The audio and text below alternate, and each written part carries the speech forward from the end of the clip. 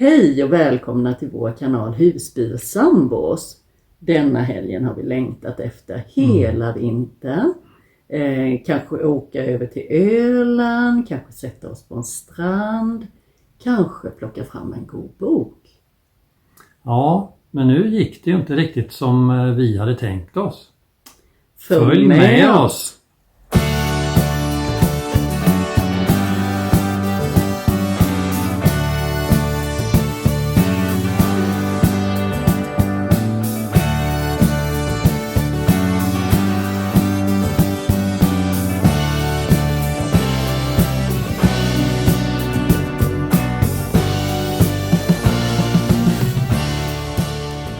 Ja, den här premiärturen blev ju inte riktigt vad jag hade tänkt mig. Sitter jag och väntar på bärgare här. Verkar som en spridare har lagt av eller någonting. Den går bara på 3 cylindrar.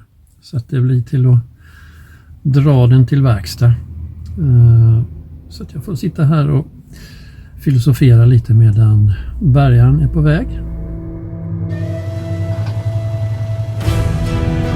Nu kommer ni få se hur man bärgar en husbil och det blir en ganska rå och oklippt version så att känsliga tittare varnas. I den här lätta nedförsbacken så var det ju bara att släppa på handbromsen så rullade ju husbilen fram mot rampen.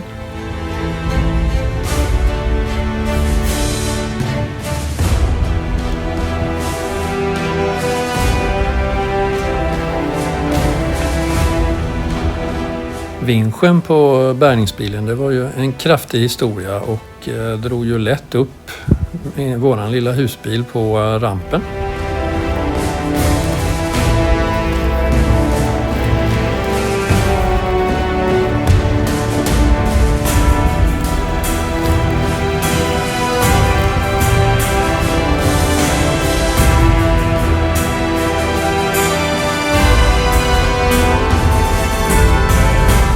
Överhänget bak gäller det ju att ha lite koll på här nu när nosen stiger.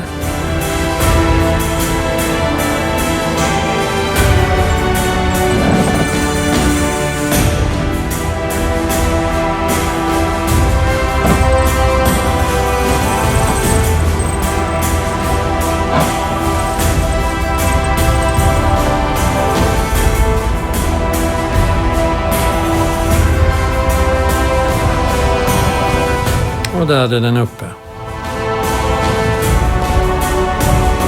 Och så i med handbromsen.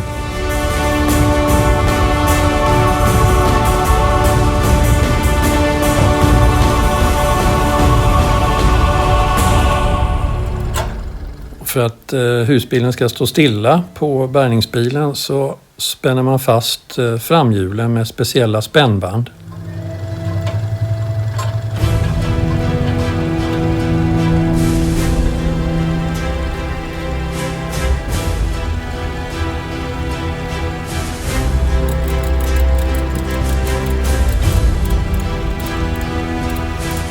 Där sitter den fast ordentligt.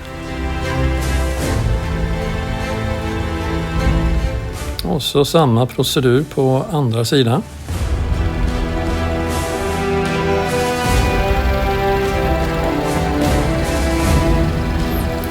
Rampen dras upp på bärgningsbilen och då står ju snart husbilen där den ska.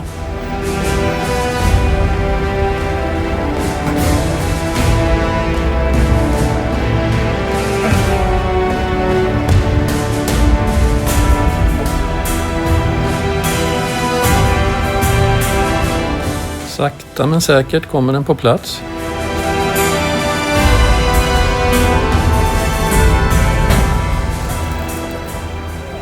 Så. Bra jobbat. Ja, just det. Hej chauffören. Ja. Hej. Här ska vi se. Här har vi bilen bakpå. Ja, det ser nästan ut som den kör av sig självt. Så nu ska vi åka till verkstaden med den och se vad det kan vara för fel. Ja, vi har det bra här i kvällssolen. Ja, Men du bärgar många husbilar på somrarna, inte så många på... Sommar brukar det vara mycket husbilar. Ja. Husbilar och husvagnar också. Ja. Då brukar det vara mycket. Ja, det är inte roligt att bärga husvagnar. De är lite svåra. Är det svårare? Det är mycket svårare att bärga husvagnar. Varför det? Det är för att de har så långa överhäng bak. Ja. Så när man ska bärga dem, då brukar överhäng skrapa på marken. Jaha. Ja, man vill inte skada dem. Nej. Ja, de är mycket känsliga i baksidan. Ja. För bakom där, det är mest plast som är där. Ja, just det. Så det gäller att man har tålam och då kan lägga mycket grejer, platta under däcken. Ja. För Ja. att få upp det. Ja, den här är ju relativt mycket överhäng på också. Ja, den Men det gick ju bra. Men fördelen med den var kortare. Mm. Hade den varit längre, då hade det varit lite utmaning. Ja. Det var skönt att det var en enkel match Ja, här det var på fredag mycket eftermiddag. enkel för mig, verkligen. Så du kommer hem i tid. Exakt, verkligen. Ja. Man får ha tur ibland. Ja. Då får vi se om han kommer ut och möter oss där eller om vi bara kan ställa av den. Han har en stor grusplan vi kan förmodligen ställa den på. Ja. Men han sa att han var hemma nu. Han har varit och hämtat barnen. Ja, okej. Han bor närheten där. Ja. Vi får tuta när vi kör på gårdsplanen. Får vi se om han kommer ut.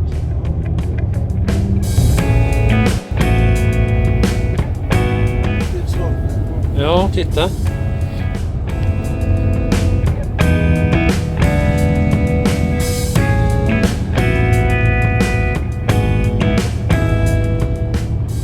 Ja, det är inte många minuter kvar så går den ner.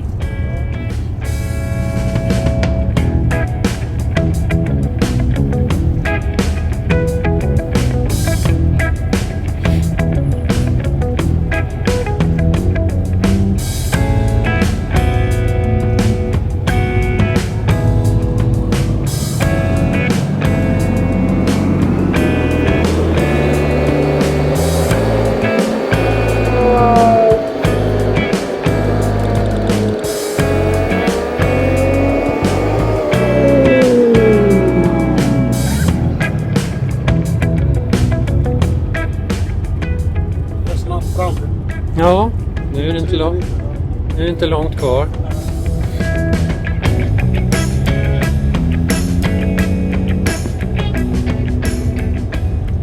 Här sitter du fint i alla fall. Du kan filma allt. Ja, jätteskönt ju. Och varmt och gott. Saknade värmen på slutet nu. Ja, verkligen. Nej, det är frågan om han kanske vill ha den på något speciellt ställe för att det ska vara lätt att dra in den. Ja. Då får han ju komma ut och tala om det i så fall. Ja. Vi får se vad säger han. Ska vi svänga här? Ja, just det. Det är den gula skylten där framme. Du ser där, man får köra upp där. Ja, det här är min favoritverkstad. Jaså? Ja. Även bilar eller bara hus? Nej, bara med husbilen. Han sysslar ju bara med husvagnar och husbilar och släpvagnar. Jag tror jag känner igen här. Ja. Jag har varit och lämnat husvagnen om. Mm. Och sen Ja, få upp på grusvägen. grusvagnen. Ja. Ja, jag tror jag känner igen här. Jag har varit där en gång.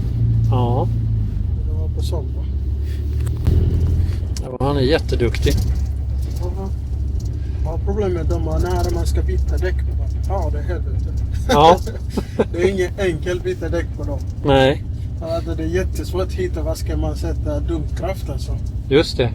Så det är Var har man lyftpunkterna? jag tänker man ska bärga en sån på flaket. Ja, med det överhänget. Ja, Ja, men ja det, bara tog jag en axel. Så det är inget roligt. nej. Här kan vi köra upp, ska vi se. Nu är vi fram. Nu är vi fram. Får jag ta bild också eller? Vad sa du? Får jag ta foto bara på det? Ja, det kan du göra. Oj.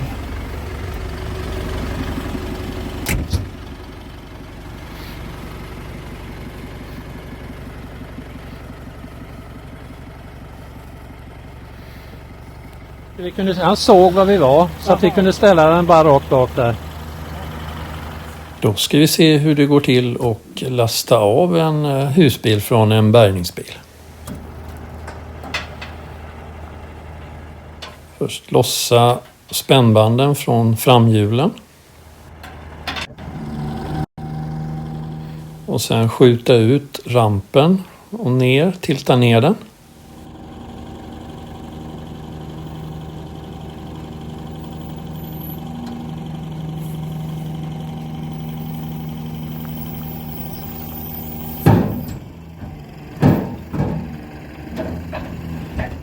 Där har den landat i backen.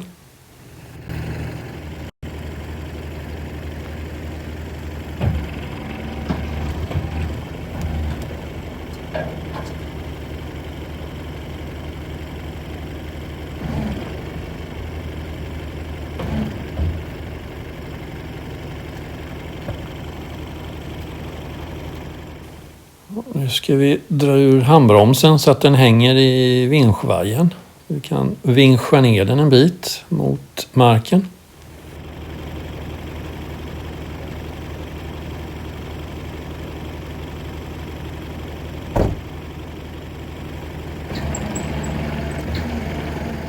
Nu närmar vi oss gruset här med bakhjulen och kollar så att överhänget inte tar i någonstans.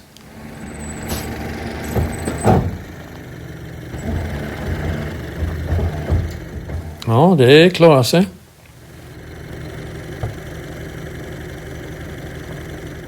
I med handbromsen igen för att vi ska kunna släppa vinschvajern. Och där var vinschvajern loss från bilen. Då är det ju bara att rulla ner sista biten. Men för att inte rattlåset ska gå i och att man ska hindras från att styra så får man ju slå på tändningen. Även om det inte går att starta upp bilen så går det i alla fall att styra.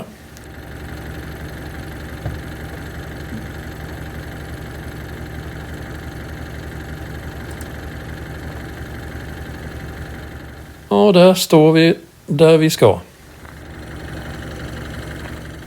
Uppdraget utfört.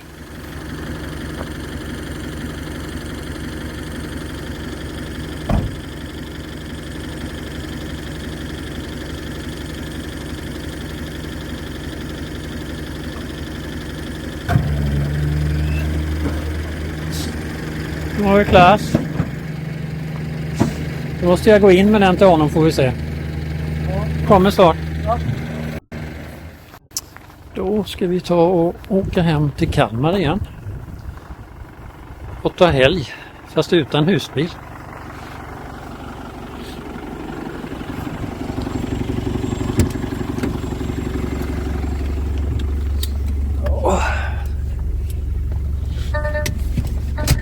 Så, mot Kalmar.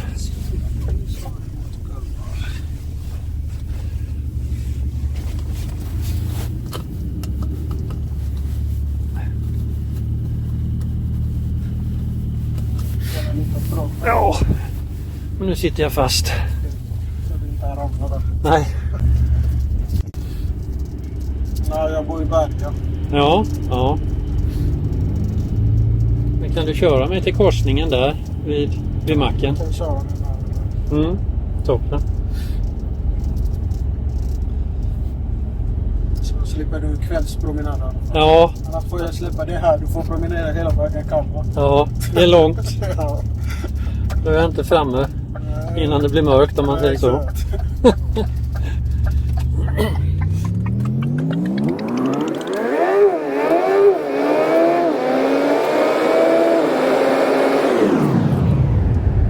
Hur många nallebjörnar du har? Är det till barnen när de blir bärgade? Exakt, det är till barnen så de kan bli bärgade.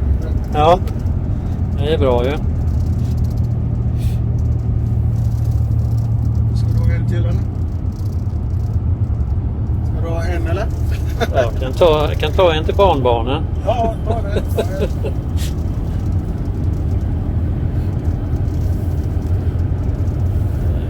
Assistansbjörnen.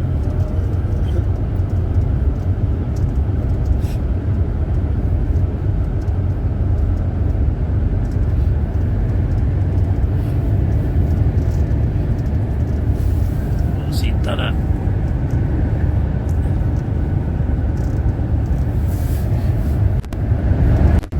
Vi har ju 2 gosedjur i husbilen. Ja. En katt och en griskulting. Ja, nej, ja. Det har vi. När vi kör på somrarna. Brukar du ha det då? Ja, det har vi alltid de med. Ja. Så det är jag som är griskultingen och hon som är katten. Ja. Ja. Så det är Kattis och Kulting.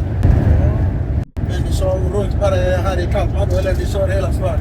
Ja, vi var ju... Förra året så var jag ju uppe och körde i Norrland, uppe i Lappland. Jaha, ända upp till Norrland. Ja, så jag la ut den filmen i förrgår. Den nya som handlar om Vildmarksvägen. I Lappland? Eller? Ja, man kör ändå ut på Kalfjället, så har de byggt en väg som man kan köra. För att de hade en gruva där förr. Så det är ju väldigt vackert. Man kör verkligen ute i fjället. Inga träd, inga buskar, ingenting. Bara kalt fjäll. Så. Ja, för det är högre än trädgränsen. Det växer inga träd där uppe. Det är ju över, vad är det, 876 meter över havet. Ligger vägen. Sen finns det ju fjäll som är högre. Ja, kanske jag måste åka någon gång norrut. Där. Ja, det är helt annan natur. Exakt, kan jag tänka mig. Ja, Ska åka bilen istället, inte ta buss. nej. Tar man bilen, då är man fri. Ja, Så kan du stanna var du vill. Så. ja. Det var jättebra att köra husbil där uppe. Då kunde man ju stanna och gå över. Sova över när man var... Jag brukar se dem på Öland där. Du vet på Ölands, de småvägarna på Öland. Ja. Då brukar jag åka mycket husbilar. Ja, jag med. På sommaren då rymmer jag norrut. Det är mindre folk där. På Öland är ganska trångt. Det är mycket folk på Öland. Mycket folk på Öland. Ja. Alla vill komma till Öland. Ja, det är nästan Sveriges Europa, nya Europa. Jättefint är det. Det är jättefint. Ja, jag tycker mycket om det, men vi brukar undvika det när det är semester och mycket folk. Ja. Så att vi åker ju typ nu och fram till midsommar och sen på hösten, slutet av augusti, september, oktober. Ja. Då är det lugnare. Nu är det dimma här när det var så soligt och fint förut. Ja. Så fort solen försvann så blir det disigt. Då blir det alltid dimma.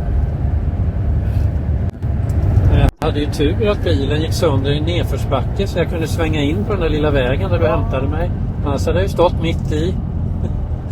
Nej, men jag trodde att det skulle vara på vägen, mitt på vägen. Och så. Ja. För att det stod så på kartan där. Nej, jag rullade in så fint där och så stannade det i gräset bara. Jättebra, ibland får man ha tur. Ja, då behöver man inte lägga ut varningstriangel eller Nej, någonting exakt. sånt. Jag stod ju nästan okej parkerad kan man väl säga.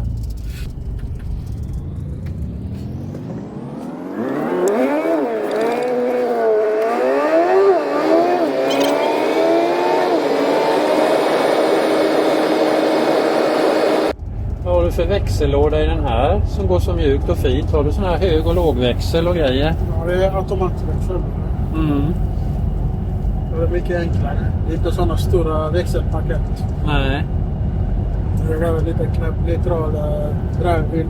Om man vill ha manuell också kan man ha det på manuell. Mm.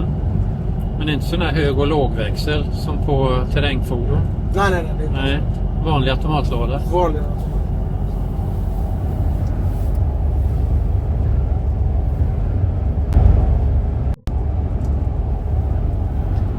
Hur blir man en duktig bilbärgare?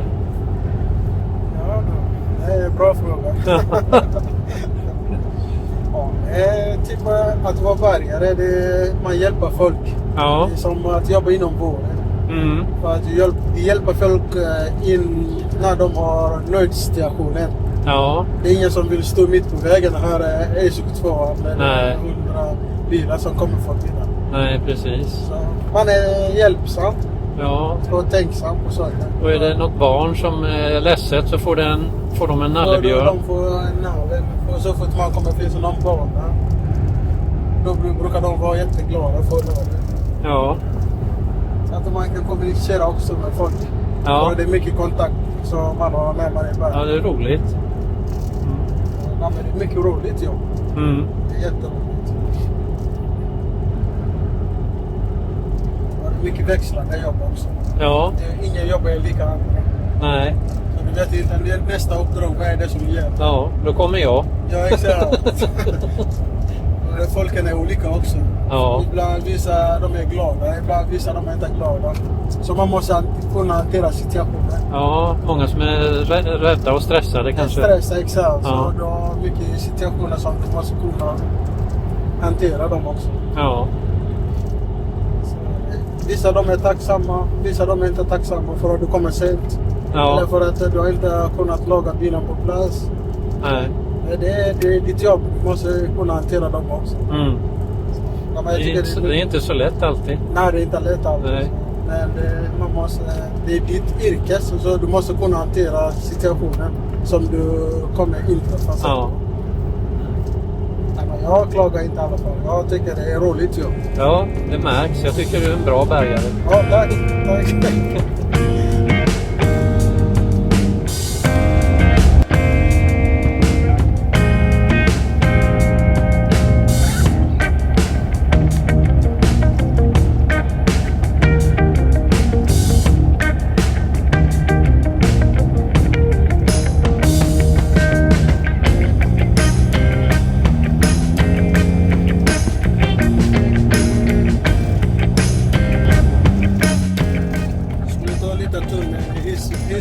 Husbilen, men det blev bärnister. Ja. Det blev inte som jag tänkt mig, men det blev ju... Så du fick åka bärningsbil istället. Fick åka bärgningsbil istället. Istället till husbilen. Ja. Nej, det var ju synd. Det skulle ju bli fint väder i helgen, så jag tänkte vi skulle ut och vara lite husbilssambos. Jaha, det blev inte som planerat. Nej, fick jag göra det här istället. Ja, det var bra också. Ja, då fick jag lära mig massa nya saker ju. Ja, exakt, eller hur? Det är inget kallt. Ja. Och nu är det kvällsbelysning istället för kvällssol. Ja.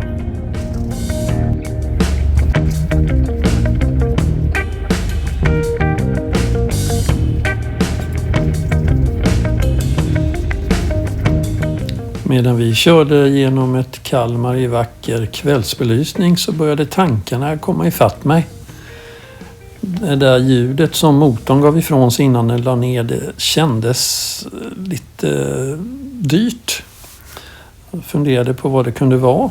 Och om det blir dyrt, har vi några pengar över till semesterkassan då? Eller hur blir det då med semesterresor och annat med husbilen i sommar?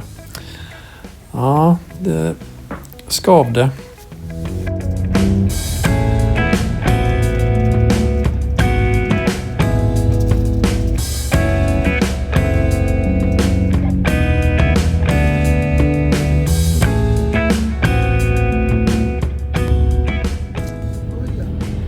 Ja.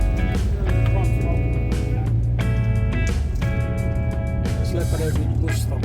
Ja, det kan du göra. Det går fint.